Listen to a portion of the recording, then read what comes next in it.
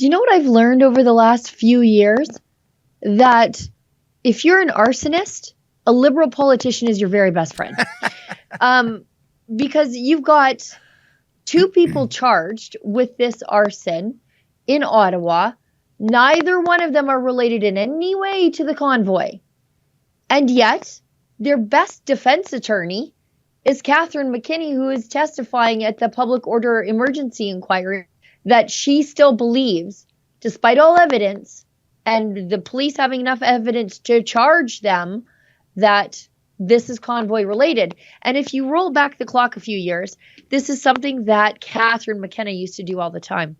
She would talk about the forest fires in BC being evidence of climate change. And then the RCMP saying, actually, they're arson. This is an arson fire. An arsonist did this. But she would stand her ground and say that this is climate change, and therefore we need to raise the taxes on fuel and, well, basically everything, because it fit her agenda. It wasn't the arsonist. It was always your SUV. Same here. It wasn't the arsonist. It's the honking. Yeah, it reminds me of the ABC detergent ad from yesterdecade, Sheila. McKenna, McKinney. I can't tell the difference. Can you tell the difference? But here's the thing. Why can't this person be pressed when it comes to the arson, when it comes to her theory that these were convoy folk?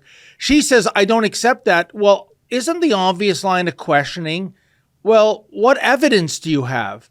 What do you have that links that arson attempt in that apartment building to people who are with the Freedom Convoy? Because there's nothing there, is there, Sheila? No, but it's feelings, right? Like there's something in the water in Ottawa that the people in charge think feelings amount to evidence. We heard this from former interim police chief Bell, when he kept saying that there was a rise in violence, and things were getting more and more volatile. The bouncy castles, I guess, were getting especially volatile. But when he was pressed on this issue by a lawyer for the convoy, Brendan Miller, he just said it was a feeling that people were experiencing. So other people's extreme TV-induced anxiety and their agoraphobia and their unwillingness to go outside because they've been listening a little bit too much to Evan Solomon or Rosie Barton or Justin Trudeau or Mayor Jim Watson or Catherine McKinney, those feelings amounted to enough proof of violence when the police statistics didn't play out that there was any violence from the convoy. I think it was 16 charges between January 27th and February 13th. Only 5 of those were even remotely violent. And I think 2 of those are attributed to people committing violence against the convoy, and all the rest were mischief. But all it takes is a feeling there. And so if McKinney feels that this arson is convoy related, that's all she needs. That's Ottawa. That is astonishing. And yet these are the same people, I would assume, Sheila, that during the heart of the pandemic were saying, follow the science. But when it comes to a political narrative, it's not about evidence and proving theories. It's about feelings, as you say. Absolutely astonishing.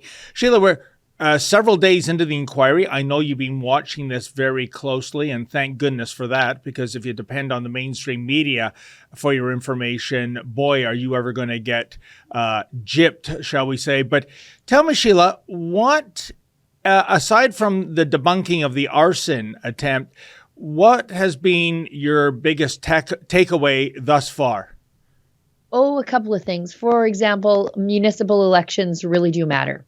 If you think that, I don't need to vote for my local mayor or my local councillor, they play a big role. And they were the real crybabies in the room when it was senior bureaucrats, which is odd for me to say, who were the same level-headed grown-ups. But my takeaway is that over and over and over again, even the most political police operatives, like Chief Slowly, cannot say that the Emergencies Act was necessary for them to do their job. And that's really what it comes down to. Were there any other tools available to the cops to deal with the convoy? You know what? Even the politically colonized commissioner of the RCMP, Brenda Lucki, is in emails saying that there were other tools available. But it wasn't the convoy that they were dealing with. They were dealing with Justin Trudeau's ego.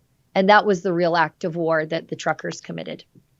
Yeah, and I mean, and it's not looking good for Prime Minister Trudeau, to say the least, Sheila. And speaking of Trudeau, that brings me to another Liberal. That would be Ontario Premier Doug Ford. The ongoing drama for several days, it just won't get out of the news cycle, and rightly so, is Ford saying he does not plan to testify, that he'll fight it in court. He's declaring parliamentary privilege. Sheila, what is going on here? I really don't understand it. Doug Ford was quite clear. He a few days ago, he said he stands shoulder to shoulder with his new best boyfriend, Justin Trudeau. So what is he afraid of in terms of taking the stand at this inquiry? You know, that was the best part of the beginning of the Truckers Commission, was the day after he said he stood shoulder to shoulder with Justin Trudeau. Emails came out that Justin Trudeau was actively working with Jim Watson to just pin the whole mess on Doug Ford. So it was just beautiful. Hey folks, that was an excerpt from my show, Rebel Roundup. Now, to get the full meal deal, why not go to Rebel News Plus, sign up, and never miss a Rebel News Plus show in the future.